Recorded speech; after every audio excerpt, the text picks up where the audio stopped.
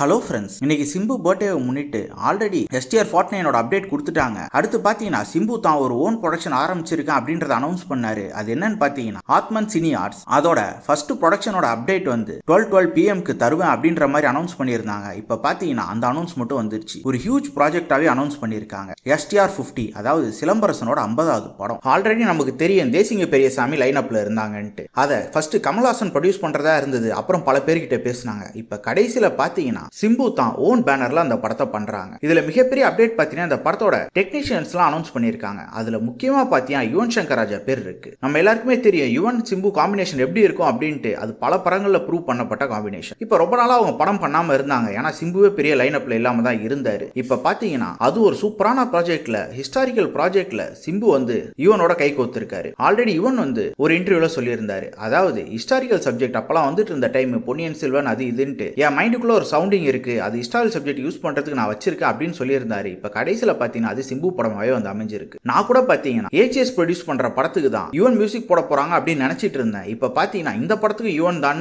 Announce பண்ணிருக்காங்க. Maybe அந்த படத்துக்கு யுவனா இருக்க வாய்ப்பு இருக்கு. சோ எஸ்டிஆர் 50 பாத்தீங்கன்னா மிகப்பெரிய பட்ஜெட்ல இந்த படம் ரிலீஸ் ஆக போகுது. சோ எல்லாரும் வெயிட் பண்ற மாதிரி நானும் வெயிட் பண்றேன். இந்த அனௌன்ஸ்மெண்ட் ரொம்ப எக்ஸைட்மெண்டாவே இருக்கு. சோ அடுத்த அப்டேட் ஒன்னும் காத்துக்கிட்டு இருக்கு. சோ அதுக்காக வெயிட் பண்ணலாம். அடுத்த வீடியோல சந்திக்கலாம். தேங்க்யூ.